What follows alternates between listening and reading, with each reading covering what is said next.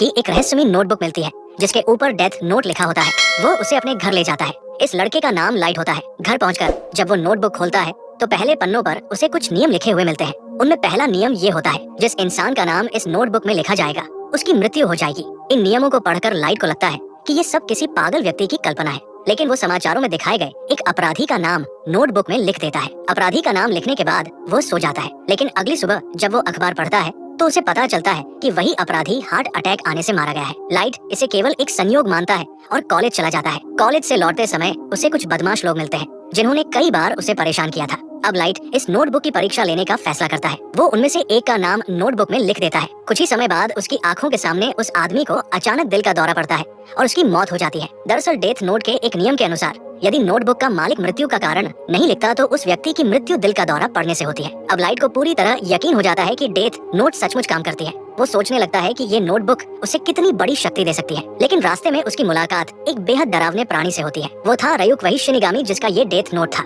Death note मिलने बाद light दुनिया भर के अपराधियों का सफाया करने लगता है और इंटरनेट पर किरा के नाम से मशहूर हो जाता है। पूरी दुनिया की पुलिस को शक होने लगता है कि इन सैकड़ों हार्ट अटैक के पीछे कोई एक व्यक्ति है। उसकी तलाश शुरू हो जाती है। इस जांच में लाइट के पिता भी शामिल होते हैं। कई महीनों तक अपने साथियों के साथ इस रहस्य को सुलझाने की कोशिश करने के बाद कमिश्नर दुनिया के सबसे प्रसिद्ध जासूस एल से संपर्क करने का फैसला करते हैं। एल वो जासूस है जिसने कई ऐसे मामलों को सुलझाया है जिन्हें असंभव माना जाता था। एल पूरी दुनिया में प्रसारित होने वाले एक लाइव कार्यक्रम में सीधे किरा से बात करता है। वो उसे खुली चुनौती देता है और इतना उकसाता है कि लाइट अपना आपा खो बैठता है। वो तुरंत एल का नाम डेथ नोट में लिख देता है। कुछ समय बाद अरबों दर्शकों के सामने उस व्यक्ति को दिल का दौरा पड़ता है और उसकी मृत्यु हो जाती है। लेकिन ये सब एल का रचा हुआ जाल था। जैसे ही वो व्यक्ति मरता है, असली एल बिना अपना चेहरा दिखाए बदली हुई आवाज में बोलना शुरू करता है। वो बताता है कि जिसकी अभी मृत्यु हुई उसका नाम टेलर था। वो एक अपराधी था जिसे पहले ही मौत की सजा सुनाई जा चुकी थी और केवल एल का रूप धारण करके बैठाया गया था ताकि उसकी कल्पना सही साबित हो सके। एल किरा को चुनौती देता है कि यदि वो सच में उसे मार सकता है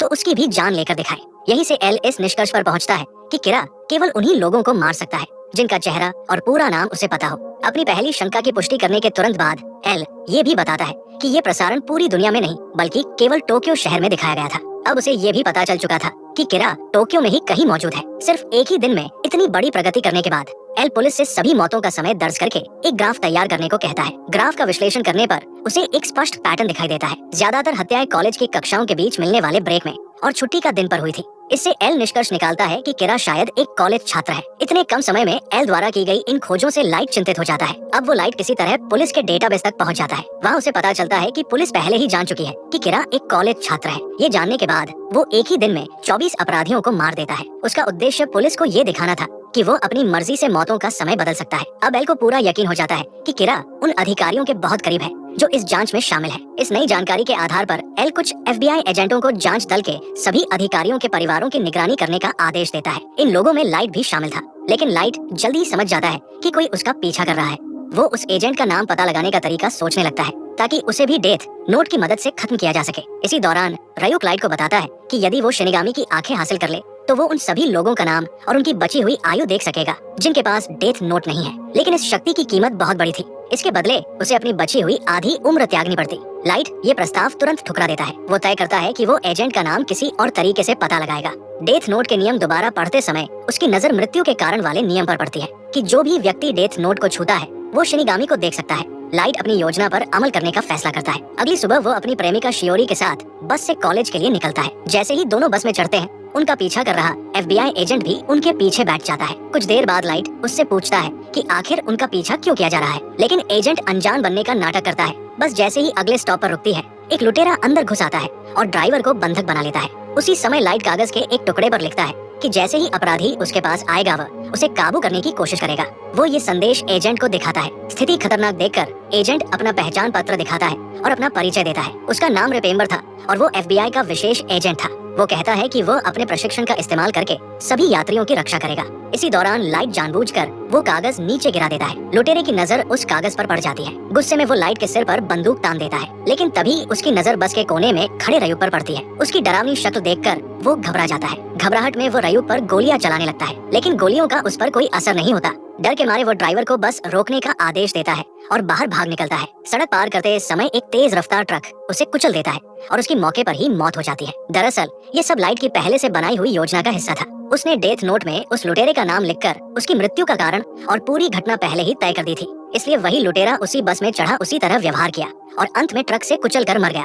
लाइट जानबूझकर उसी बस में सवार हुआ था ताकि रेपेम्बर उसका पीछा करते हुए बस में आए। यही उसका असली उद्देश्य था। जिस कागज का टुकड़ा उसने गिराया था वो साधारण कागज नहीं बल्कि डेथ नोट का फाड़ा हुआ पन्ना था। जैसे ही लुटेरे ने उसे छुआ वो रयू को देखने लगा। अब लाइट को अपने पीछा करने वाले एजेंट का चेहरा और नाम दोनों पता चल चुके थे। वो चाहे तो उसी समय उसका नाम डेथ नोट में लिखकर उसे मार सकता था, लेकिन वो समझता था कि यदि रेपेम्बर उसी समय मर गया तो एल तुरंत समझ जाएगा कि किरा वही व्यक्ति है जिसका रे पीछा कर रहा था। इसलिए लाइट एक और बड़ी योजना बनाता है। वो मानकर चलता है कि बाकी FBI एजेंट भी अन्य पुलिस अधिकारियों के परिवारों की निगरानी कर रहे होंगे। इसलिए यदि उसे रेपेम्बर को मारना है तो सभी एजेंटों को एक साथ खत्म करना होगा। अपनी योजना को अंजाम देने के लिए लाइट रेपेम्बर का पीछा करना शुरू कर देता है। आखिरकार उसे वो सबवे स्टेशन पर मिल जाता है और वही अपनी योजना पर अमल करता है। वो एक लिफाफा ऐसी जगह रख देता है जहाँ रे उसे आसानी से देख सके। जब रे उस लिफाफे को खोलता है तो उसके अंदर एक रेडियो कम्युनिकेटर और कुछ कागज रखे होते हैं। जैसे ही रे कम्युनिकेटर पहनता है अगले डिब्बे में मौजूद लाइट अपनी शक्ति का सबूत देने के लिए एक अपराधी का नाम डेथ नोट में लिख देता है। कुछ ही क्षणों बाद उस अपराधी को सबवे के अंदर ही दिल का दौरा पड़ता है और उसकी मौत हो जाती है। इस तरह रे को यकीन हो जाता है कि वो सचमुच किरा से बात कर रहा है। अपनी योजना आगे बढ़ाते हुए लाइट रे से पूछता है कि इस मिशन पर कुल कितने FBI एजेंट तैनात हैं। फिर वो उसे मजबूर करता है कि वो लिफाफे में रखे कागजों पर अपने 11 साथियों और टीम लीडर के नाम लिखे।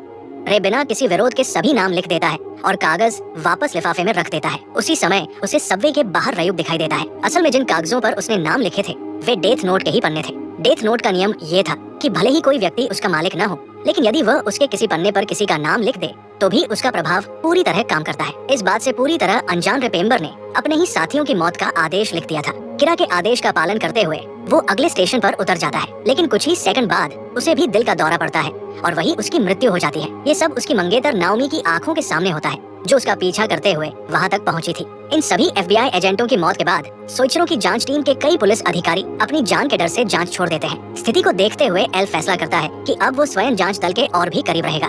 आखिरकार वो पहली बार बाकी जासूसों के सामने अपना चेहरा दिखाता है। साथ ही वो सभी से कहता है कि सुरक्षा कारणों से उसे उसके असली नाम की बजाय रियोजाकी कहकर बुलाया जाए। वो बस की सुरक्षा कैमरों की रिकॉर्डिंग देखने लगता है। रिकॉर्डिंग में रेपेम्बर बस के अंदर किसी व्यक्ति की ओर इशारा कर रहा था। इसी एक दृश्य से एल लगभग पूरी तरह आश्वस्त हो जाता है कि किरा उन्हीं लोगों में से एक है। यानी किरा या तो कमिश्नर के परिवार का सदस्य है या फिर डिटेक्टिव यागामी के परिवार का। उधर रेपेम्बर की मंगेतर नाओमी जो स्वयं भी एक जासूस थी अपने पति की मौत की जांच अपने दम पर शुरू कर देती है। वो उस बस कंपनी में जाती है जिसकी बस का अपहरण हुआ था। वहाँ की जानकारी जुटाकर वो ये पता लगा लेती है कि उस दिन रेपेम्बर वास्तव में लाइट यागामी का पीछा कर रहा था। ये जानकारी मिलने के बाद नाओमी सीधे लाइट के पास पहुंचती है। वो खुद को रेपेम्बर की मंगेतर बताती है और सीधे लाइट पर किरा होने का आरोप लगा देती है, लेकिन लाइट अनजान बनने का नाटक करता है और कहता है कि उसे इस बारे में कुछ भी नहीं पता। अपने घर पहुंचकर लाइट एक नई योजना बनाने लगता है। उसे डर था कि यदि कभी वो डेथ नोट में नाम लिखने की स्थिति में न रहा तो किरा की हत्याएं रुक जाएंगी और उस पर शक और बढ़ जाएगा।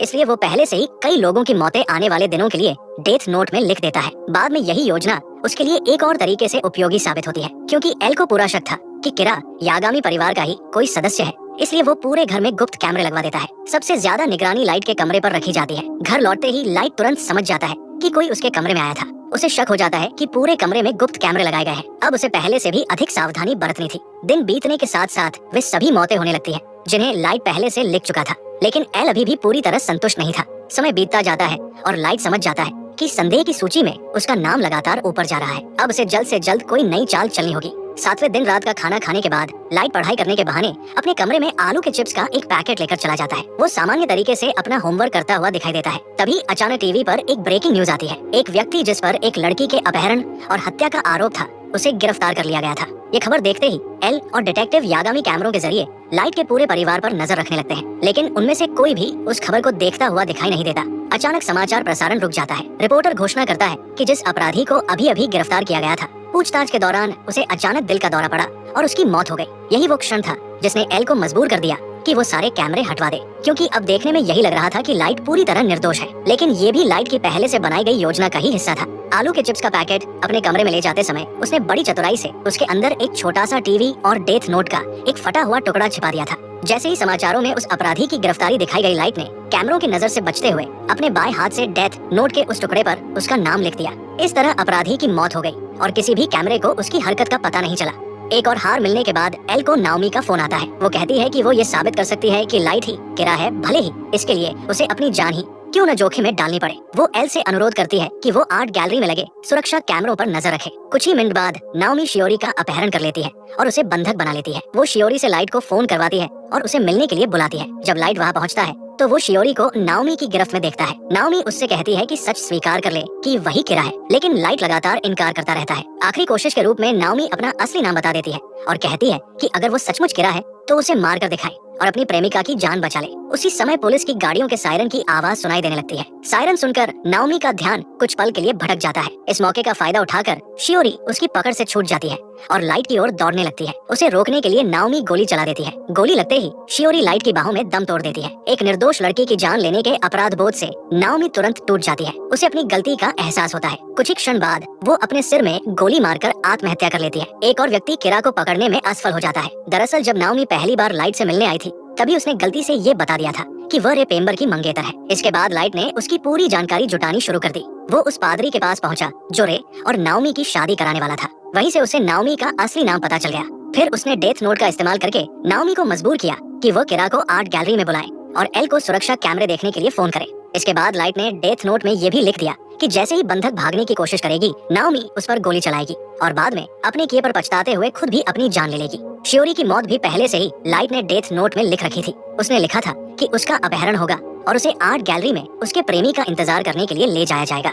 फिर जब वो लाइट की ओर भागेगी तब उसकी पीठ में गोली मारी जाएगी। ये सब लाइट यागामी की सोची समझी योजना थी। उसने जानबूझकर ऐसी परिस्थिति बनाई जिसमें नाओमी शियोरी को लाइट के सामने ही गोली मार दे। इसके बाद लाइट इसी घटना को आधार बनाकर जांच दल में शामिल होने और किरा को पकड़ने में मदद करने का बहाना बना सकता था। अपनी योजना पूरी होने के बाद लाइट अपने पिता से मिलता है और उनसे अनुरोध करता है कि उसे जांच दल में शामिल कर लिया जाए। तभी अचानक एल अंधेरे से बाहर आता है। वो स्वयं लाइट को उसकी बुद्धिमानी का इस्तेमाल जांच में करने का निमंत्रण देता है। उधर टोक्यो के दूसरे हिस्से में एक प्रसिद्ध टीवी एंकर मीसा अपना कार्यक्रम समाप्त करके घर लौट रही होती है। रास्ते में एक सनकी व्यक्ति उसका पीछा करने लगता है, लेकिन जैसे ही वह उसे घेरने में सफल होता है अचानक उसे दिल का दौरा पड़ता है और वो वहीं गिरकर मर जाता है। उसी समय मीसा पास में पड़ी डेथ नोट को छूती है। नोटबुक छूते ही उसके सामने रेम नाम की शिनिगामी प्रकट हो जाती है। रेम बताती है कि कई साल पहले एक मनोरोगी ने मीसा के पूरे परिवार की हत्या कर दी थी। उस समय जेलस नाम के एक शिनिगामी को मीसा पर दया आ गई थी। जब उसने देखा कि ये सनकी आदमी भी मीसा की जान लेने वाला है तो उसने अपनी डेथ नोट में उसका नाम लिखकर मीसा की जान बचा ली।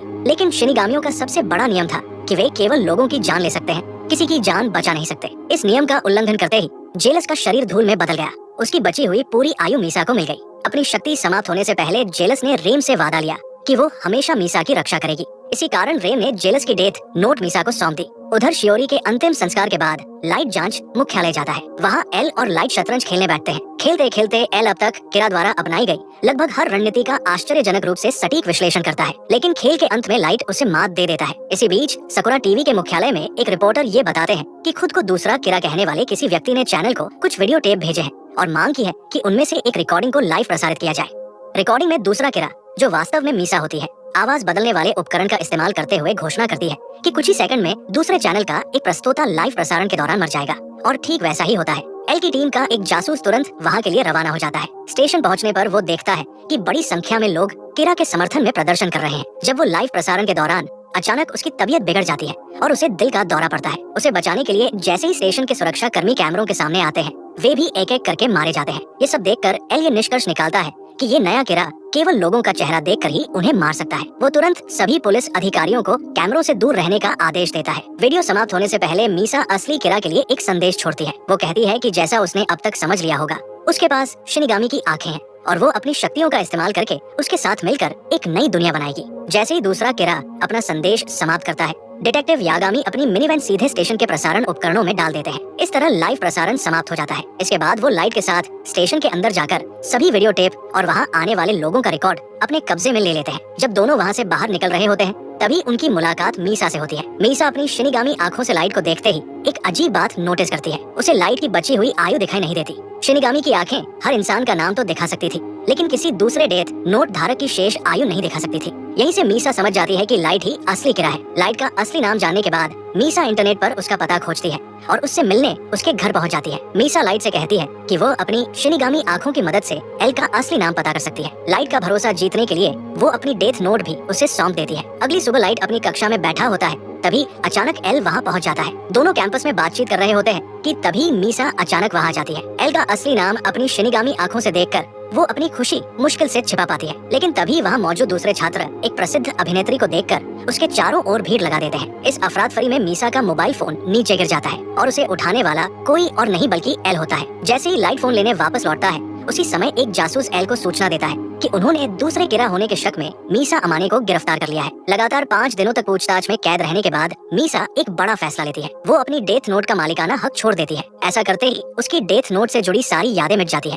ताकि वो पूछताछ के दौरान किरा की असली पहचान उजागर न कर दे। जब रेम ये बात लाइट को बताती है, तो लाइट भी अपनी नई योजना पर काम शुरू कर देता है। वो अपनी डेथ नोट को जमीन में गाड़ देता है और रयू के साथ पहले से तय किया गया संकेत इस्तेमाल करने का निर्णय लेता है, ताकि सही समय आने पर वो भी उसका मालिकाना हक छोड़ सके। इसके बाद वो रेम से कहता है कि वो मीसा की डेथ नोट किसी ऐसे व्यक्ति को दे दे जो सकुरा टीवी में काम करता हो और किरा का समर्थक हो। रेम बिना उसकी योजना समझे ही उसकी बात मान लेती है। अपनी पूरी रणनीति तैयार करने के बाद लाइट स्वयं जांच मुख्यालय पहुंचता है। वो एल से कहता है कि उसे कैद कर दिया जाए। लाइट दावा करता है कि उसे शक है कि उसके भीतर कोई दूसरी व्यक्तित्व छिपी हुई है जो शायद किरा हो सकती है। उधर 3 दिनों तक खोजने के बाद रेम को किरा का एक नया वारिस मिल जाता है। वो थी सकुरा टीवी की रिपोर्टर कियोमी ताकादा।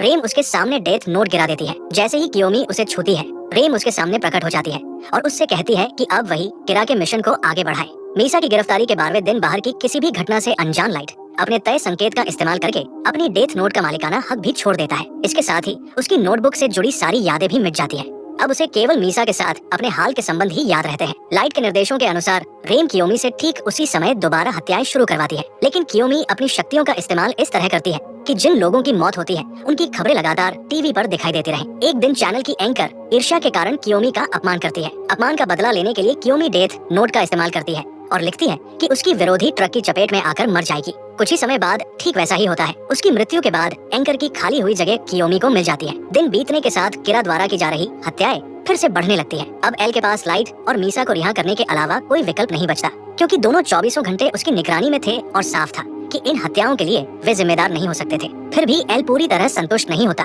इसलिए वो दोनों को जांच मुख्यालय में ही रखता है। लाइट जांच में उसकी मदद करने लगता है, जबकि मीसा को अलग कमरे में रखा जाता है। आजाद होने के बाद लाइट पुराने और हाल के सभी मामलों की तुलना करना शुरू करता है। हालांकि कियोमी पूरी कोशिश कर रही थी कि उसकी हत्याएं पहले वाले किरा जैसी ही लगे, फिर भी उनमें कुछ अंतर साफ दिखाई देते थे, जैसे कि किन मामलों को मीडिया में दिखाया जा रहा था और किन लोगों को निशाना बनाया जा रहा था। सभी आंकड़ों का अध्ययन करने के बाद लाइट इस निष्कर्ष पर पहुंचता है कि नया किरा केवल उन्हीं अपराधियों को मार रहा है जिनके मामलों की खबरें टीवी पर दिखाई जाती है, जबकि पहले वाला किरा किसी अपराधी की प्रसिद्धि या मीडिया कवरेज की परवाह नहीं करता था। लाइट एक और बात भी समझ जाता है, नए किरा के अधिकतर निशाने ऐसे लोग थे जिन्होंने महिलाओं के खिलाफ अपराध किए थे। इसका मतलब था कि नया डेथ नोट मालिक एक महिला है। आगे अध्ययन करने पर लाइट ये भी पता लगा लेता है कि इन हत्याओं में से बहुत सी सकुरा टीवी के आसपास या उसी के अंदर से जुड़ी हुई थी। ये जानकारी मिलते ही जांच दल का शक सीधे कियोमी पर चला जाता है, जिसे हाल ही में प्रमोशन मिली है। पुलिस उसके अपार्टमेंट में गुप्त कैमरे लगा देती है। कुछ ही समय तक उसकी गतिविधियों पर नजर रखने के बाद वे उसे डेथ नोट में नाम लिखते हुए देख लेते हैं। वे ये भी नोटिस करते हैं कि जिन लोगों के नाम वो लिखती है, अगले कुछ दिनों में वही लोग मर जाते हैं और उनकी मौत की खबरें समाचारों में दिखाई देती है। उसे गिरफ्तार करने के लिए जांच दल एक नई योजना बनाता है। वे जानबूझकर उसे छिपे हुए कैमरों का पता चलने देते हैं और एक नकली समाचार प्रसारण तैयार करते हैं, जिसमें ये दावा किया जाता है कि जल्द ही नए किरा की पहचान उजागर कर दी जाएगी। इसे रोकने के लिए कियोमी शिनिगामी की आंखों का सौदा स्वीकार कर लेती है और उस व्यक्ति का नाम देखने के लिए स्टेशन की ओर दौड़ पड़ती है जो ये खुलासा करने वाला था। लेकिन ये भी एक जाल था। जैसे ही वो वहाँ पहुँचती है, पुलिस उसे गिरफ्तार कर लेती है। गिरफ्तारी के बाद जांच दल के सभी सदस्य एक एक करके डेथ नोट को छूते हैं और पहली बार शिनिगामी रेम को देख पाते हैं। जब डेथ नोट लाइट के हाथ में आता है, तो रेम को देखने के साथ साथ उसकी डेथ नोट से जुड़ी सारी यादें भी वापस लौट आती है। असल में यही उसकी पूरी योजना थी। डेथ नोट का मालिकाना हक छोड़ने के बाद खोई हुई यादें किसी दूसरे डेथ नोट को छूते ही वापस आ जाती थी। अपनी सारी यादें वापस मिलते ही लाइट तुरंत अगला कदम उठाता है। जब बाकी सभी जासूस रेम को देखकर हैरान होते हैं, उसी समय वो अपनी घड़ी में छिपाए गए डेथ नोट के छोटे से टुकड़े पर कियोमी का नाम लिख देता है। कुछ ही देर बाद कियोमी की मौत हो जाती है। उसकी मृत्यु के साथ ही डेथ नोट का मालिकाना हक फिर से लाइट को मिल जाता है। अब डेथ नोट की जांच की जाती है। उसी दौरान सभी की नजर उसके आखिरी नियम पर जाती है। उसमें लिखा था कि यदि डेथ नोट का मालिक 13 दिनों तक किसी का नाम नहीं लिखेगा तो उसकी मृत्यु हो जाएगी। ये नियम पढ़कर डिटेक्टिव यागामी कहता है कि इससे साबित हो जाता है कि लाइट और मीसा निर्दोष है, क्योंकि लाइट 18 दिनों तक कैद में रहा था और मीसा 23 दिनों तक। अगर वे डेथ नोट के मालिक होते तो इस नियम के अनुसार उनकी मौत हो जानी चाहिए थी, लेकिन सच्चाई कुछ और थी। ये आखिरी नियम पूरी तरह झूठा था। जब लाइट ने अपनी डेथ नोट जमीन में दबाई थी, तभी उसने रेम से ये झूठा नियम उसमें लिखने के लिए कहा था। अब अपनी झूठी बेगुनाही साबित होने के बाद एल लाइट को मीसा से विदा लेने की अनुमति देता है, लेकिन इसी दौरान लाइट धीरे से मीसा के कान में वो जगह बता देता है जहाँ उसने अपनी पुरानी डेथ नोट छिपा कर रखी थी।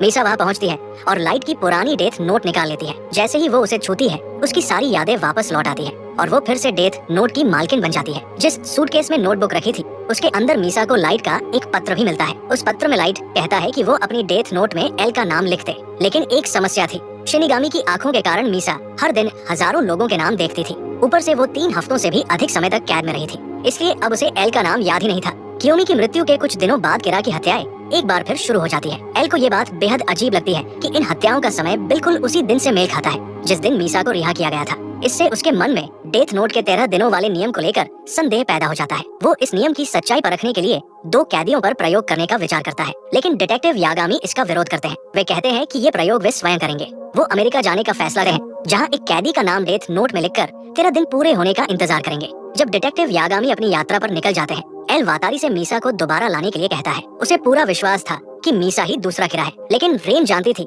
कि यदि मीसा का अपराध साबित हो गया तो उसकी मृत्यु निश्चित है। इसलिए रेम शिनिगामी की डेथ नोट का इस्तेमाल करके वातारी और एल दोनों के नाम लिख देती है। जैसे ही वो ऐसा करती है, उसका शरीर भी जेलस की तरह धूल में बदल जाता है। उसी समय एल को दिल का दौरा पड़ता है। वो लाइट के पैरों के पास गिर जाता है। मरने से पहले लाइट मुस्कुराते हुए स्वीकार करता है कि वही किरा है, नई दुनिया का भगवान। अपने सबसे बड़े विरोधी के समाप्त हो जाने के बाद लाइट मीसा से वो नोटबुक ले लेता है, जिसे वो अपनी पुरानी डेथ नोट समझ रहा था। फिर वो उसमें अपने ही पिता का नाम लिखता है और उनकी मृत्यु का तरीका भी तय कर देता है। उसके अनुसार उसके पिता अमेरिका से लौटेंगे, डेथ नोट उसे सौंपेंगे और फिर अपनी जान गंवा देंगे। लेकिन जब डिटेक्टिव यागामी वापस लौटते हैं तो सब कुछ लाइट की उम्मीद के बिल्कुल विपरीत होता है। वे बताते हैं कि उनके पास कोई डेथ नोट नहीं है। इसके बजाय वे कहते हैं कि उन्होंने पूरी सच्चाई कैमरों में देख ली है। इसके साथ ही वे अपने ही बेटे को गिरफ्तार करने की घोषणा कर देते हैं। उसी क्षण दूसरी मंजिल पर खड़ा एल सबके सामने आ जाता है। वो पूरी तरह जीवित था। अब एल बताना शुरू करता है कि वास्तव में हुआ क्या था। जिस दिन मीसा को रिहा किया गया था, उसी दिन फिर से हत्याएं शुरू हो गई थी। उसी समय एल को पूरा यकीन हो गया था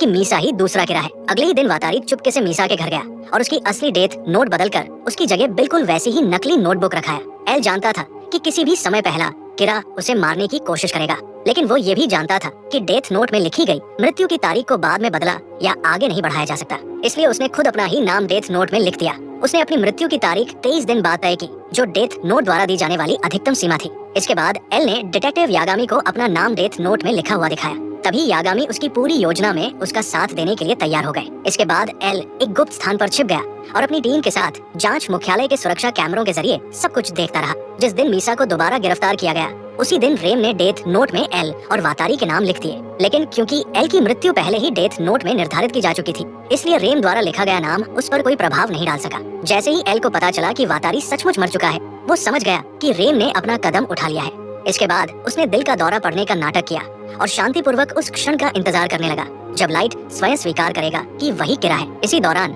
लाइट अपनी घड़ी में छिपे डेथ नोट के टुकड़े को निकालने की कोशिश करता है, लेकिन तभी जांच दल का सदस्य मात्सुदा उसकी हरकत देख लेता है। वो तुरंत गोली चलाकर घड़ी को तोड़ देता है। अब लाइट के पास आखिरी उम्मीद केवल रयुक था। वो रयुक से विनती करता है कि वो अपनी डेथ नोट में वहाँ मौजूद सभी लोगों के नाम लिख दे, लेकिन रयुक केवल एक ही नाम लिखता है, लाइट यागामी। कुछ ही क्षणों बाद लाइट अपने पिता की बाहों में दम तोड़ देता है। किरा की हार के बाद एल दोनों डेथ नोट नष्ट कर देता है। अब उसका जीवन भी समाप्त होने वाला था। वो अपने आखिरी दिन अकेले जांच मुख्यालय में शतरंज खेलते हुए बिताता है। आखिरकार उसे भी दिल का दौरा पड़ता है और वो शांति से इस दुनिया को अलविदा कह देता है। इस तरह उसका सबसे कठिन मामला हमेशा के लिए समाप्त हो जाता है। आपको ये फिल्म कैसी लगी, हमें कमेंट बॉक्स में जरूर बताइए। अगर आपको ये वीडियो पसंद आया हो तो इसे लाइक करें और चैनल को सब्सक्राइब करना न भूलें, ताकि हम आपके लिए ऐसी ही और भी बेहतरीन वीडियो